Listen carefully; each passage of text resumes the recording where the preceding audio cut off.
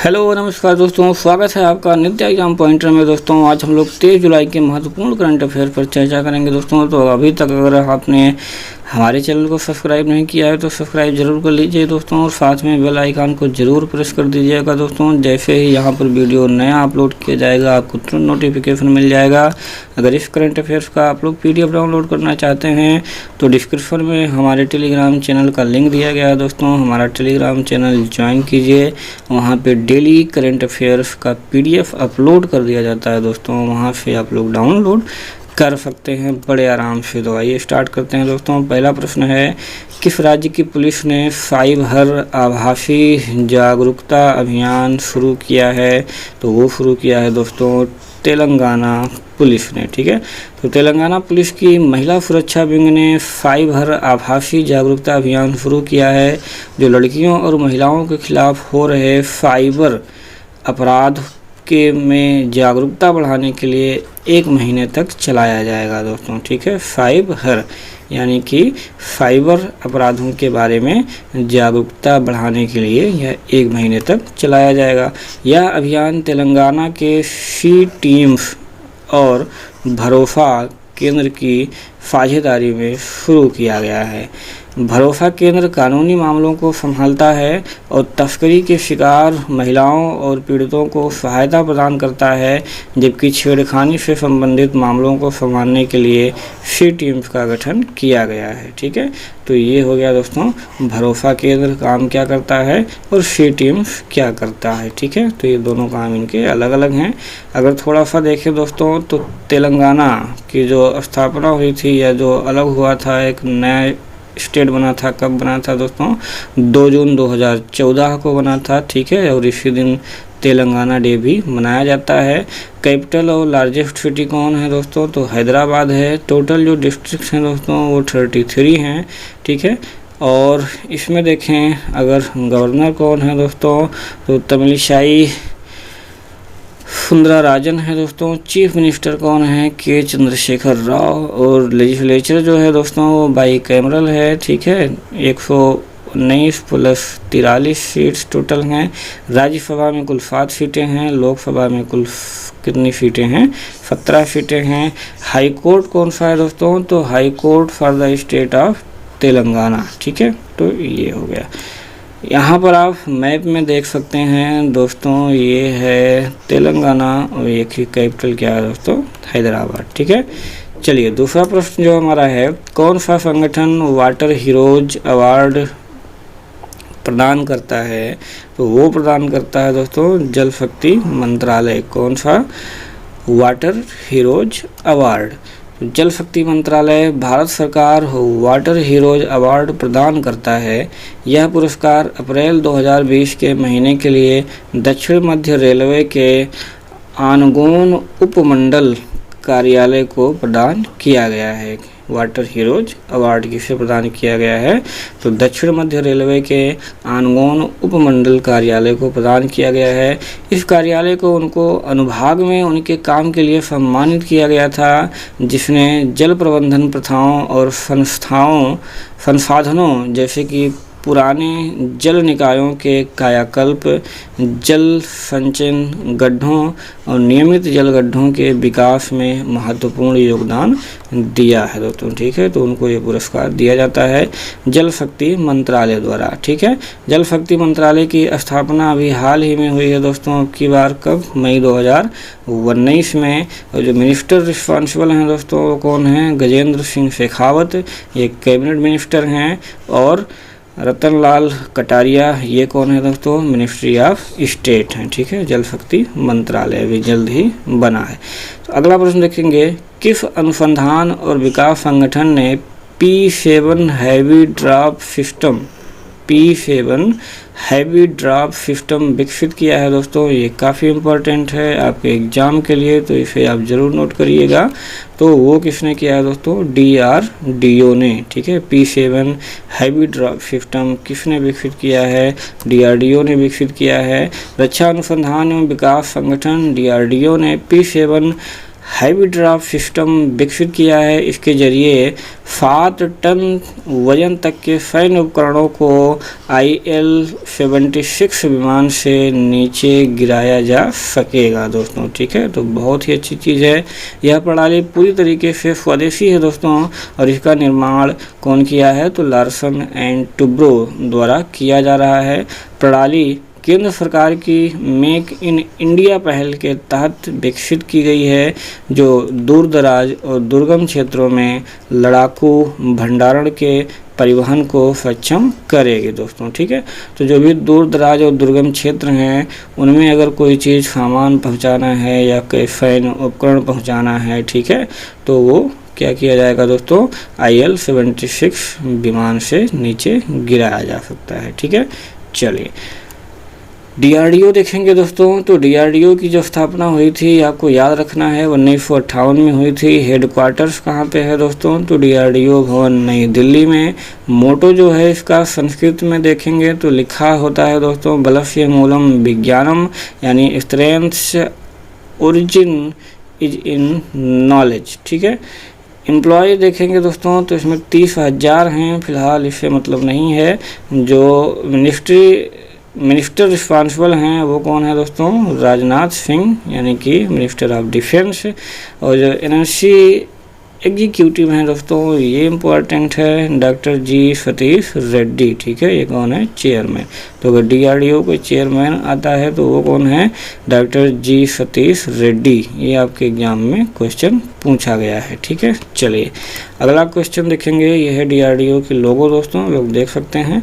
अगला प्रश्न जो है, किस संगठन ने युवाओं को कौशल प्रशिक्षण प्रदान करने के लिए यूनिसेफ के साथ साझेदारी की है, तो वो की है दोस्तों फैप इंडिया ने यूनिसेफ के साथ साझेदारी की है। मौजूदा और कोविड-19 के बाद के दौर में रोजगार के लिए क्षमता बढ़ाने के लिए युवाओं को करियर के संबंध में मार्गदर्शन के लिए यूनिसेफ इंडिया ने computer software company fap India के साथ भागीदारी की है। फैप इंडिया के साथ भागीदारी के तहत यूनिसेफ देश के कमज़ोर वर्ग के युवाओं को कुशल बनाने और उन्हें डिजिटल शिक्षा प्रदान करने के लिए संयुक्त राष्ट्र की संस्था द्वारा समर्थित पहल युवा यानी कि जनरेशन अनलिमिटेड के साथ भी तालमेल करेगी, ठीक है। तो कार्यक्रम के तहत यूनिसेफ 2022 के अंत तक युवा लोगों के लिए कैरियर विकल्प प्रदान करेगा, युवा लोगों के लिए जीवन कौशल और डिजिटल कौशल को बढ़ाएगा और 10 लाख से अधिक युवा व्यक्तियों के जीवन में सुधार भी करेगा दोस्तों। तो इतने सारे काम होंगे, ठीक है। तो यूनिसेफ और फैप इंडिया ने भागीदारी की है, ये आपको देखना है। अगर यूनिसेफ देखें दोस्तों तो जो एब्रिविएशन है वो यूनिसेफ यानी कि United Nations International Children's Emergency Fund, ये इसका फुल फॉर्म होता है। ये भी आपके एग्जाम में कई बार पूछा गया है। स्थापना जो हुई थी दोस्तों इसकी कब हुई थी, 11 दिसंबर 1946 में। और किस टाइप का है दोस्तों, ये फंड टाइप का है। यहाँ पे लिखा है ना चिल्ड्रंस इमरजेंसी फंड, ठीक है। ये फंड है, लीगल स्टेटस अभी एक्टिव है। हेडक्वार्टर कहाँ पे है दोस्तों, तो न्यूयॉर्क सिटी, कहाँ, US में, ठीक है। चलिए अब यहाँ पर हेड देखेंगे तो executive director of the United nation children fund वो कौन है दोस्तों, हेनरिटा H. फोरे, ठीक है, ये हैं। और जो इसकी पेरेंट ऑर्गेनाइजेशन है वो कौन है दोस्तों, United Nations general assembly and United Nations economic and social council के अंतर्गत ये आता है दोस्तों, ठीक है। तो ये है दोस्तों यूनिसेफ और इसका लोगो। अगला क्वेश्चन देखेंगे, 2020 संयुक्त राष्ट्र रोलिल्ला मंडेला पुरस्कार से किसे सम्मानित किया गया है दोस्तों, तो वो सम्मानित किया गया है A और B दोनों को, यानी श्रीमती मारियाना वर्दिनाइनिश और डॉक्टर मोरिफाना कायट, इन दोनों को सम्मानित किया गया है दोस्तों, ठीक है। श्रीमती मारियाना वर्दिनाइनिश और डॉक्टर मोरिफाना कायट को 2020 संयुक्त राष्ट्र लोलिल्ला मंडेला पुरस्कार से सम्मानित किया गया है। श्रीमती मारियाना वर्दिनाइनिश एक परोपकारी मानव अधिकारों और बच्चों के स्वास्थ्य और कल्याण के लिए एक अधिवक्ता हैं। कौन, वर्दी नाइनिस, ठीक है। ये क्या है? परोपकारी मानव अधिकारों और बच्चों के स्वास्थ्य और कल्याण के लिए एक अधिवक्ता हैं। वह 1999 से संयुक्त राष्ट्र शैक्षिक, वैज्ञानिक और सांस्कृतिक संगठन यानी कि यूनेस्को की सद्भावना राजदूत भी हैं। डॉक्टर मारिफाना कायट, ये कौन है? अफ्रीका में महिलाओं के खिलाफ हिंसा को समाप्त करने के प्रयासों में एक अग्रणी व्यक्ति हैं दोस्तों, ठीक है। तो ये दोनों अलग अलग क्या हैं ये बता दिया गया। संयुक्त राष्ट्र नेल्सन रोलिहला मंडेला पुरस्कार उन लोगों की उपलब्धियों के लिए पहचाना जाता है जिन्होंने संयुक्त राष्ट्र के उद्देश्यों और सिद्धांतों के अनुसार मानवता की सेवा में अपना जीवन समर्पित किया है, ठीक है। तो ये इसके लिए पहचाना जाता है। पुरस्कार 5 साल में एक बार दिया जाता है और 2015 में पहली बार इसे प्रदान किया गया था, ठीक है। तो इतनी सारी जानकारियाँ आपको इसमें देखना है दोस्तों, ठीक है। चलिए, अगर यूएन देखें दोस्तों तो मुख्यालय मैनहट्टन टापू, न्यूयॉर्क शहर, न्यूयॉर्क यूएसए में है। सदस्य देश हैं 193। आधिकारिक जो भाषाएं हैं दोस्तों, ये आपके एग्जाम में पूछा गया है। अरबी, चीनी, अंग्रेजी, फ्रांसीसी, रूसी और स्पेनी, ये इतनी जो है इसकी भाषाएं हैं। अध्यक्ष कौन है दोस्तों? तो महासचिव कौन है? एंटोनियो गुटेरेस, ठीक है। ये भी काफ़ी इम्पोर्टेंट है, ये भी आपके एग्जाम में पूछा गया है, ठीक है। तो इसमें 2-3 चीज़ें हैं कि इसका मुख्यालय कहाँ है ये, और कुल सदस्य देश कितने हैं 193, ये भी आपके एग्जाम में आया हुआ है। और भाषाएं कुल कितनी भाषाएं हैं? तो 1 2 3 4 5 6, इसमें कुल 6 भाषाएं हैं। एग्जाम में ऐसे करके पूछ लेता है ऑप्शन में दोस्तों कि इनमें से कौन यूएन की आधिकारिक भाषा है, कौन नहीं है। तो ऐसे 4 ऑप्शन देगा, तो ये आपको याद रखना है, ठीक है। चलिए, अगला यहाँ पर देखेंगे flag of the United nation, ये फ्लैग है। नेक्स्ट क्वेश्चन देखेंगे दोस्तों, क्वेश्चन नंबर 6। भारतीय कछुओं को ट्रैक करने और रिपोर्ट करने के लिए Indian turtle conservation action network यानी कि ITCAN ने कौन सा एप्लीकेशन विकसित किया है दोस्तों? तो उसका नाम है कुरमा एप्लीकेशन विकसित किया गया है दोस्तों। तो Indian turtle conservation action network यानी कि ITCAN ने टर्टल सर्वाइवल अलायंस इंडिया और wild life conservation society India के साथ साझेदारी में कुरमा मोबाइल एप्लीकेशन विकसित किया है। कुरमा मोबाइल एप्लीकेशन नागरिक विज्ञान पहल है दोस्तों, और इसे कछुओं के संरक्षण के उद्देश्य से 23 मई को विश्व कछुआ दिवस के अवसर पर लॉन्च किया गया है दोस्तों, ठीक है। तो एक क्वेश्चन यहाँ पर और कि 23 मई 2020 को विश्व कछुआ दिवस मनाया जाता है दोस्तों। भारत में ताजे जल के कछुओं सहित जो कछुए हैं वो सबसे अधिक तस्करी करने वाले जानवरों में से हैं दोस्तों।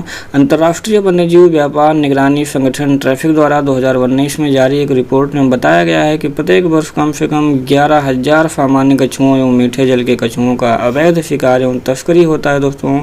यह पहल देश के समृद्ध जीवों वनस्पतियों के संरक्षण में नागरिक भागीदारी की महत्वपूर्ण भूमिका को भी रेखांकित करती है दोस्तों, ठीक है। तो अगला प्रश्न है 7 नंबर, किस राज्य सरकार ने हाल ही में मधु बाबू पेंशन योजना के तहत ट्रांसजेंडर समुदाय को शामिल किया है? तो वो है दोस्तों उड़ीसा सरकार, ट्रांसजेंडर समुदाय को शामिल करने वाला। तो उड़ीसा सरकार ने जरूरतमंदों को मासिक पेंशन देने वाली समाज कल्याण योजना में ट्रांसजेंडर समुदाय के सदस्यों को भी शामिल करने का फैसला किया है। करीब 5,000 ट्रांसजेंडर लोगों को उनकी आयु के आधार पर 500 से 900 रुपये मासिक पेंशन दी जाएगी दोस्तों, ठीक है। तो मुख्यमंत्री हैं दोस्तों नवीन पटनायक। इन्होंने बेसहारा बुजुर्गों, दिव्यांगजन और विधवाओं को वित्तीय मदद देने वाली मधु बाबू पेंशन योजना के लाभार्थियों में ट्रांसजेंडर समुदाय के लोगों को भी शामिल किए जाने की मंजूरी दे दी है, ठीक है। तो क्वेश्चन अगर आपका बनता है कि मधु बाबू पेंशन योजना किस सरकार द्वारा लॉन्च किया गया है, किस राज्य सरकार द्वारा? तो वो उड़ीसा सरकार द्वारा, ठीक है। चलिए, अब यहाँ पर मैप में दोस्तों देख लेंगे, ये है उड़ीसा, ठीक है। और उड़ीसा की कैपिटल क्या है दोस्तों? भुवनेश्वर, ठीक है। नवीन पटनायक जी यहाँ के क्या हैं? CM हैं। अगला क्वेश्चन 8 नंबर, हाल ही में किस राज्य सरकार ने मुख्यमंत्री घर घर राशन योजना, ठीक है, मुख्यमंत्री घर घर राशन योजना की, यानी कि अब घर घर राशन भी पहुंचाया जाएगा। तो शुरू करने का निर्णय लिया है। तो वो कौन सी सरकार है दोस्तों? दिल्ली सरकार, ठीक है। केजरीवाल सरकार ने मुख्यमंत्री घर घर राशन योजना शुरू करने का निर्णय लिया है। तो दिल्ली सरकार ने हाल ही में बड़ा फैसला लेते हुए घर घर राशन योजना को शुरू करने की मंजूरी दे दी है। इस योजना के लागू हो जाने से अब लोगों को राशन की दुकान पर नहीं आना होगा, सरकार गरीब लोगों के घर तक राशन पहुंचाएगी, ठीक है। तो केजरीवाल सरकार ने कहा कि योजना के लागू होने पर लोगों के घर राशन भिजवाया जाएगा, उन्हें राशन की दुकान पर नहीं आना पड़ेगा, ठीक है। तो होम डिलीवरी के तहत गेहूं की जगह क्या दिया जाएगा? आटा दिया जाएगा, ठीक है, ताकि ऐसा ना हो कि गेहूं दिया जाए तो फिर उनको आटा चक्की पर जाना पड़े। तो फ़ायदा क्या है? इसलिए डायरेक्ट आटा दिया जाएगा कि आपको घर से बाहर ना निकलना पड़े। और यह योजना 6 से 7 महीने में शुरू होने की उम्मीद है। 6 से 7 महीने में अभी शुरू होगा दोस्तों, ठीक है। तो अगर दिल्ली की बात करें तो जो सेटल्ड हुआ था दोस्तों 6th सेंचुरी BC, यानी बहुत पहले, ठीक है। कैपिटल इंफॉर्मेशन में देख फॉर्मेशन दोस्तों, तो ये कैपिटल कब बना था? 1911 में। इससे पहले इंडिया की कैपिटल क्या थी दोस्तों? तो वो कोलकाता थी, यानी कि कलकत्ता, ठीक है। 1911 में इसकी राजधानी क्या बन गई? दिल्ली बनाई गई, ठीक है। चलिए, फॉर्मेशन ऑफ यूनियन टेरिटरी, यानी कि इसे केंद्र शासित प्रदेश 1956 में बनाया गया। फॉर्मेशन ऑफ NCT तो 1 फरवरी 1992 को हुआ। कैपिटल क्या है दोस्तों? न्यू दिल्ली। और टोटल डिस्ट्रिक्ट कितने हैं? 11 हैं, ठीक है। टोटल 11 डिस्ट्रिक्ट हैं। लेफ्टिनेंट गवर्नर कौन है दोस्तों? यहाँ पर अनिल बैजल। चीफ मिनिस्टर कौन है दोस्तों? अरविंद केजरीवाल। और डिप्यूटी चीफ मिनिस्टर कौन है? मनीष सिसोदिया, ठीक है। तो इतनी सारी चीज़ें आपको जानना है। मैप पे यहाँ देखेंगे दोस्तों, ये जो दिख रहा है यहाँ पर, ये क्या है? दिल्ली, ठीक है। चलिए, 9वां प्रश्न देखेंगे। तो ICC टेस्ट रैंकिंग में जेसन होल्डर को पछाड़कर हाल ही में कौन नंबर 1 ऑलराउंडर बन गया है? तो नंबर 1 ऑलराउंडर कौन बन गया है? बेन स्टोक्स बन गए हैं, ठीक है। तो वेस्ट इंडीज के खिलाफ दूसरे टेस्ट में शानदार प्रदर्शन करने वाले हरफनमौला खिलाड़ी बेन स्टोक्स ने इतिहास रच दिया है।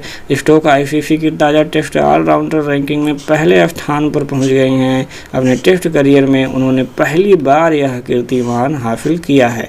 वेस्ट इंडीज के खिलाफ जारी टेस्ट सीरीज में स्टोक सबसे ज़्यादा रन और सबसे ज़्यादा विकेट, यानी कि संयुक्त रूप से लेने वाले जो हैं खिलाड़ी हैं, ठीक है। चलिए, पिछला प्रश्न जो पूछा गया था आपसे कि हाल ही में किस राज्य सरकार ने बाह्य विकास शुल्क और संरचनात्मक विकास शुल्क की लंबित देयताओं की एक मुफ्त वसूली के लिए समाधान से विकास नामक योजना की शुरुआत की है? तो समाधान से विकास नामक योजना की शुरुआत किसने की है दोस्तों? हरियाणा सरकार ने की है दोस्तों, ठीक है। तो इस योजना को केंद्रीय योजना, यानी कि विवाद से विश्वास के तर्ज पर विकसित किया गया है। इस योजना के समान ही वर्ष 2018 में बाह्य विकास शुल्क पुनर्निर्धारण नीति प्रस्ताव भी प्रस्तुत किया गया था। हरियाणा विकास और शहरी क्षेत्रों के नियमन 1976 के अनुसार एक लाइसेंसधारी भवन निर्माता को बाह्य विकास शुल्क का भुगतान तय मानदंडों के आधार पर करना होगा दोस्तों, ठीक है। तो ये किसने शुरू किया है? हरियाणा सरकार ने। और ये जो योजना है दोस्तों, केंद्रीय योजना, विवाद से विश्वास के तर्ज पर भी विकसित किया गया है दोस्तों, ठीक है। हरियाणा की अगर थोड़ी सी बात देखें दोस्तों, तो स्टेटहुड यानी कि जो स्थापना हुई थी दोस्तों, इसकी कब हुई थी? 1 नवंबर 1966 को हुई थी दोस्तों, ठीक है। कैपिटल जो है इसकी चंडीगढ़। लार्जेस्ट सिटी क्या है दोस्तों? तो फरीदाबाद है। और जो टोटल डिस्ट्रिक्ट हैं दोस्तों वो कितने हैं? 22 हैं। गवर्नर कौन है दोस्तों? तो Satyadev Narayan Arya. Chief minister Manohar Lal Khattar. Deputy chief minister हैं यहाँ पर दोस्तों दुष्यंत चौटाला। और लेजिस्लेचर जो है दोस्तों वो यूनिकैमरल है, यानी कुल मिलाकर के 90 सीटें हैं, ठीक है। यूनिकैमरल मतलब केवल एक ही है, और वो क्या है? विधान सभा, ठीक है, विधान सभा। और एक क्या होता है दोस्तों? विधान परिषद। तो वो यहाँ पर नहीं है दोस्तों, ठीक है। चलिए, पार्लियामेंट्री कॉन्स्टिट्यूंसी में अगर देखते हैं तो राज्यसभा की कुल 5 सीटें हैं और लोकसभा की यहाँ से 10 सीटें हैं, ठीक है। तो ये आप मैप पर देख सकते हैं, बहुत ही बड़ा जूम करके यहाँ पर आपको हरियाणा का मैप दिखाया गया है दोस्तों, ठीक है। चलिए, अब जो अगला प्रश्न है वो आपके लिए है कि केंद्रीय खाद्य प्रसंस्करण उद्योग मंत्री ने वीडियो कॉन्फ्रेंसिंग के माध्यम से किस राज्य में जोरम मेगा फूड पार्क, क्या नाम है, जोरम मेगा फूड पार्क का उद्घाटन किया है दोस्तों। ठीक है, तो इसका आंसर आप लोगों को कमेंट बॉक्स में देना है दोस्तों। इसका आंसर आप लोग कमेंट बॉक्स में ज़रूर दीजिएगा दोस्तों। हमारे जितने भी दोस्त हैं, भाई हैं, बहन हैं, जो भी हैं, वो लगातार पार्टिसिपेट कर रहे हैं दोस्तों, लगातार जो है आंसर दे रहे हैं दोस्तों। तो उसे देख करके काफ़ी खुशी होती है और काफ़ी मनोबल भी बढ़ता है दोस्तों। तो ऐसे ही आप लोग नित्य एग्जाम पॉइंटर के फैमिली मेंबर बने रहिए दोस्तों, और ऐसे ही हम लोगों का उत्साह वर्धन करते रहिए दोस्तों, और अपना भी ज़्यादा से ज़्यादा इस चैनल से लाभ लीजिए दोस्तों। तो जोरम मेगा फूड पार्क का उद्घाटन किस राज्य में किया गया है, ये आज का प्रश्न है, और इसका आंसर आप लोगों को देना है दोस्तों। तो thanks for watching, have a good day. Daily current affairs देखने के लिए आपका बहुत बहुत धन्यवाद। हमारे चैनल को लाइक कीजिए, शेयर कीजिए, सब्सक्राइब कीजिए दोस्तों। जय हिंद, जय भारत।